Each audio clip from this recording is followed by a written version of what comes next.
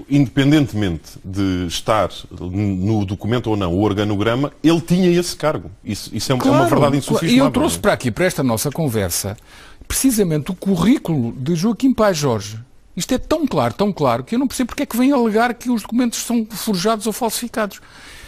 O currículo de Joaquim Paz Jorge diz assim: de 1990 a 2009, diversas funções no Citibank em Portugal, sendo diretor desde 99, 10 anos. Membro do Country Committee de 2013 a 2009, representante legal da sucursal. Tudo o que se passava de contratos passava por ele.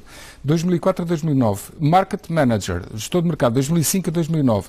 Ainda era diretor da sucursal do Offshore da Madeira e membro do Comitê de Crédito desde 91. O que é que este senhor estava a fazer se não sabia o que é que foi proposto? E depois outra coisa, o documento do IGCP, que o Anselmo Crespo, nosso jornalista que investigou esta matéria, e bem, mostra, tem de facto uma segunda página cujo lettering não corresponde ao resto do documento. Porquê? E nossas fontes dizem-nos que é muito simples.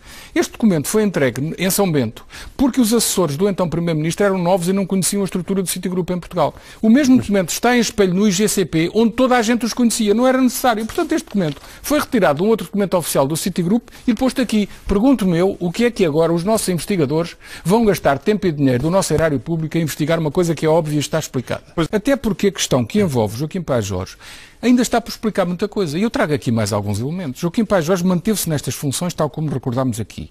E está aqui um relatório feito em janeiro deste ano, que foi entregue pelo IGCP à Ministra da Tutela, perdão, na altura era Secretário de Estado, agora é que é Ministra, e que refere todos os contratos swap que estavam vivos e que tinham sido reestruturados. E à conta do Citigroup são 5. Dos quais 4 transações vivas e uma reestruturada. E, portanto, aquela entidade bancária vendeu swaps ao Estado português, às empresas portuguesas. Depois há outra coisa.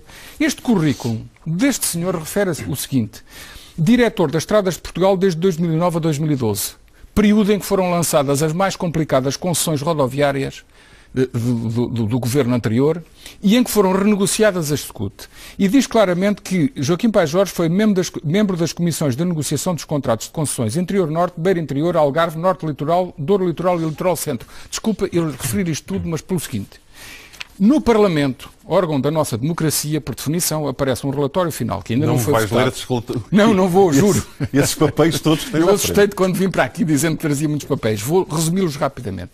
Este relatório final, cujo relator é Sérgio Azevedo, do PSD, depois diz assim, aqui na página 393, já na área das conclusões, sobre a renegociação das parcerias das SCUT, onde participava Joaquim Paz Jorge. A Comissão considera inaceitável que o Governo à época tenha assumido e aceite no âmbito do novo acordo de negociação crescimentos elevados de tráfego que não eram todo previsíveis. E diz mais: tendo em conta a importância que as projeções de tráfego têm na justificação e fundamentação dos projetos, a Comissão entende que devem ser apuradas responsabilidades pelas autoridades competentes junto da EP, portanto Estradas de Portugal, e dos técnicos responsáveis pela negociação, assim como agentes políticos que os aceitaram.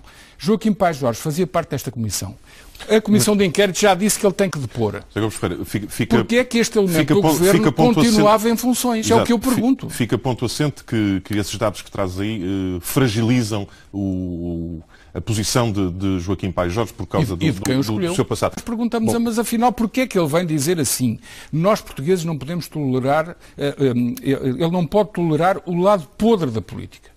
E eu acrescento, nós é que não podemos tolerar este tipo de argumentação, porque este é que é o lado podre da política. Isto é, de facto, um elemento que eu chamo do bloco central dos interesses, que condenou o país à pré-insolvência, que está de um lado e do outro, que é nomeado pelo lado do Governo PS e que é nomeado pelo lado do Governo PSD, e nós, contribuintes, andamos a pagar as brincadeiras todas destes senhores. Isto é que é verdade, e ela tem que ser dita. Está aqui neste documento, neste relatório das PPP, que é apenas uma versão, a outra é swaps. E nós assistimos a tudo isto. Este é que é o lado podre da política.